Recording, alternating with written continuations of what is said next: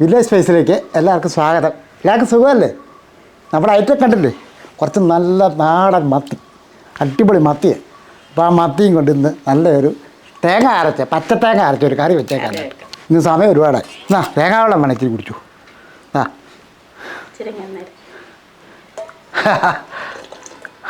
കുടിച്ചോ?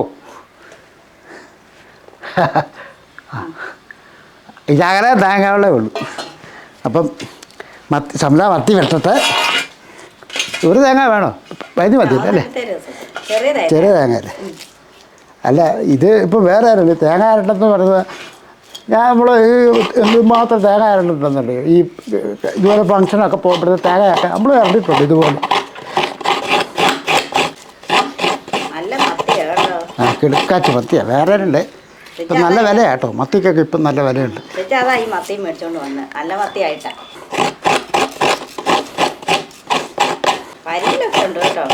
അപ്പം നമ്മൾ മത്തിയൊക്കെ ഒന്ന് വെട്ടിയെടുക്കട്ടെ. ഞാൻ തേങ്ങ അരണ്ട, പിന്നെ ബാക്കിയുള്ള സാധനങ്ങളൊക്കെ അടുപ്പിക്കണം. പിന്നെ ആ നല്ല അടിപൊളി ഒരു കറി വെച്ചേക്കാം. അല്ല തേങ്ങ പച്ചത്തേങ്ങ അരച്ചാലുള്ള ഒരു മത്തിക്കറി. പിന്നെ വേറെ ആരുണ്ട് ഏത് ദിവസത്തിൽ എപ്പോൾ വേണമെങ്കിലും കിട്ടുന്ന ഒരു ഐറ്റം മത്തി. എല്ലാ മലയാളിക്ക് ഇഷ്ടമുള്ള ഒരു ഐറ്റവും മത്തി എന്ന് പറഞ്ഞു അല്ലേ? അപ്പോൾ ഇത് കറിയൊക്കെ വെക്കുന്നതിന് മുമ്പ് നമ്മുടെ ചാനൽ സബ്സ്ക്രൈബ് ചെയ്യാനുള്ളത് സബ്സ്ക്രൈബ് ചെയ്തേക്കണം കേട്ടോ. ലൈക്ക് ചെയ്യണം, ഷെയർ ചെയ്യണം അല്ലേ ഷബില? ആ ബെൽ ബട്ടണില്ല, അതുകൂടെ ഒന്ന് അമർത്തിയേക്കണം. അപ്പോൾ നമുക്ക് ഇതെല്ലാം ഒന്ന് റെഡിയാക്കിയിട്ട് തുടങ്ങിയേക്കാം. അപ്പോൾ ഷംല മീനൊക്കെ വെട്ടി നല്ല വൃത്തിയാക്കി കഴുകി തന്നിട്ടുണ്ട്. നമ്മൾ മുറിക്കുന്നൊന്നുമില്ല, ഒന്നിച്ചങ്ങിടുക. ഇതിപ്പോൾ 2, 4, 6, 8, 10 മത്തിയുണ്ട്. അപ്പോൾ നല്ല ടേസ്റ്റിൽ തന്നെ നമുക്ക് ആ മത്തിക്കറി ചെയ്യാം കേട്ടോ. ഇതൊരു 3 പച്ചത്തക്കാളി അതങ്ങോട്ട് നമുക്ക് കണ്ടിച്ചങ്ങോട്ട് ഇടാം.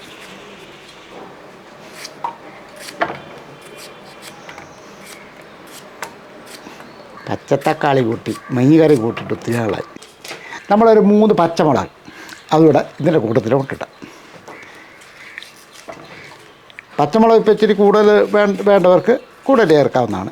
എരിവൊക്കെ നമ്മുടെ പാകത്തിന് ഇതേപോലെ മുറിച്ചങ്ങോട്ട് ഇടുക.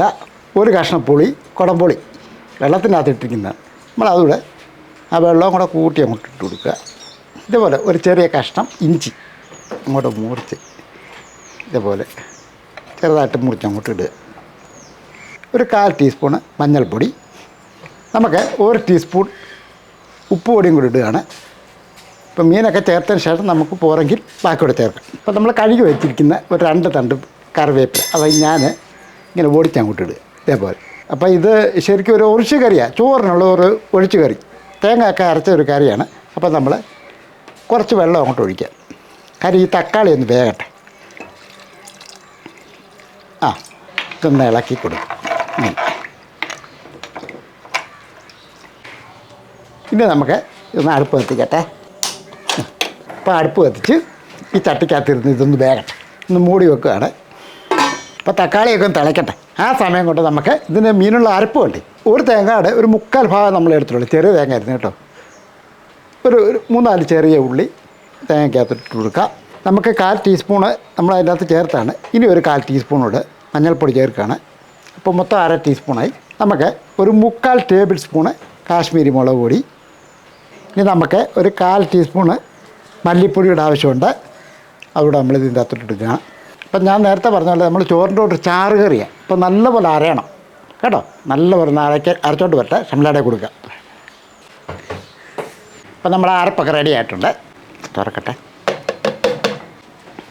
അപ്പം കുറച്ച് സമയമായി നല്ലപോലെ തിളച്ചിട്ടുണ്ട്. ഇതല്ലേ. അപ്പം നമ്മുടെ പച്ചത്തക്കാളിയല്ലേ, അതൊക്കെ ഒന്ന് വെന്തോ നോക്കണ്ടേ. ഇത് വേണ്ട, നമുക്കറിയാമല്ലോ ഇങ്ങനെ ഒന്ന് തൊടുമ്പോഴത്തേക്ക് അറിയാമല്ലോ വേകുമെന്നുള്ളത്. അപ്പോൾ ഇത് വെന്തതിന് ശേഷം നമ്മൾ ഈ റെഡിയാക്കി വെച്ചിരിക്കുന്ന അരപ്പ് ഇതിനകത്തോട്ട് ഒഴിച്ചു കൊടുക്കുക. അപ്പോൾ നമ്മൾ ഈ ജാറിൻ്റെ അകത്തുള്ള അരപ്പൂടെ നമുക്കെടുക്കാം. ഒരല്പം വെള്ളം കൂടെ ഇതിനകത്ത് ഒഴിച്ചു കൊടുക്കും. ഒരുപാട് വേണ്ട. ഇതൊന്ന് അടച്ച് ഇങ്ങനെ. അപ്പോൾ ആ ഉള്ള അരപ്പൂടെ നമുക്ക് ഇതുപോലെ വെള്ളം ഒഴിച്ചൊന്ന് മിക്സ് ചെയ്ത് ഇങ്ങനെ എടുക്കാം. ഇനി ഈ ഇതുകൂടെ അങ്ങോട്ട് ഒഴിച്ചു കൊടുക്കാം. അരപ്പൊക്കെ ചേർത്തതിന് ശേഷം നമ്മുടെ മത്തി റെഡിയാക്കി വെച്ചിരിക്കുന്ന മത്തി അങ്ങോട്ട് പേരയ്ക്ക് അങ്ങോട്ട് ഇടുക. ഇതേപോലെ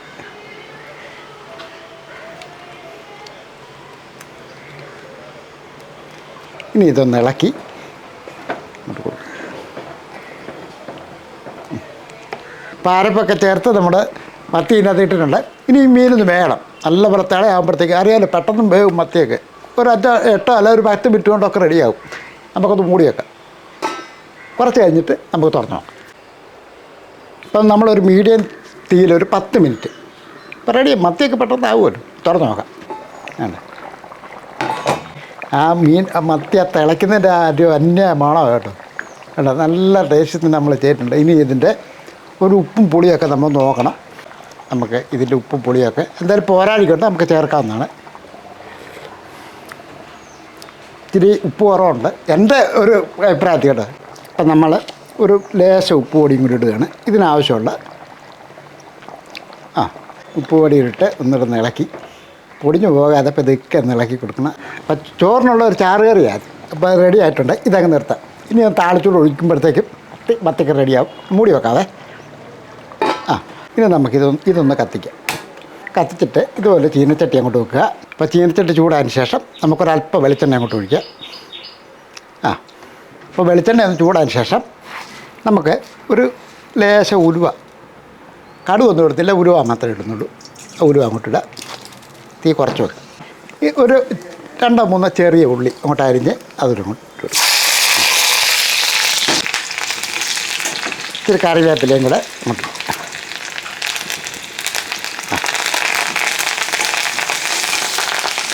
ഉള്ളിയൊക്കെ ഒന്ന് മൂത്ത് വരുന്നുണ്ട്.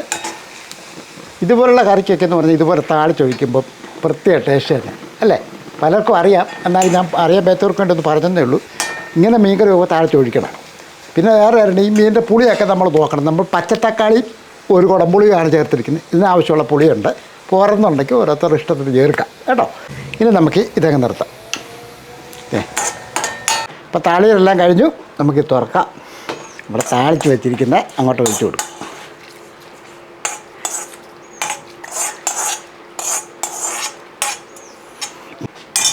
അപ്പം ഞാൻ നേരത്തെ പറഞ്ഞ പോലെ ചോറിന് ഒഴിച്ച് കഴിക്കാൻ പറ്റിയ നല്ല അടിപൊളി ഒരു മത്തിക്കറിയാണ് നമ്മൾ ചെയ്തത്. നമുക്കറിയാം ഈ ഇതുപോലത്തെ രീതിയിലുള്ള കറികൾ പലർക്കും അറിയാം കേട്ടോ. അറിയാൻ പറ്റവർക്ക് വേണ്ടി നമ്മളൊന്ന് പരിചയപ്പെടുത്തുന്നുള്ളൂ.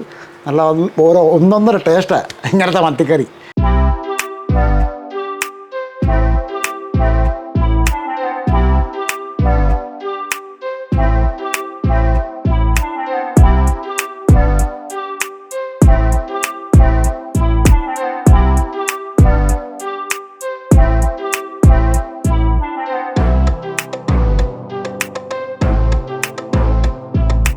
അപ്പോൾ നല്ല നാടൻ രീതിയിൽ തന്നെ നല്ല അടിപൊളി ഒരു നാടൻ മത്തിക്കറി അല്ലേ? തീർച്ചയായിട്ടും നിങ്ങൾക്ക് എല്ലാവർക്കും ഇഷ്ടപ്പെടുക എന്നുള്ള ഉറപ്പ് കാര്യമാണ്.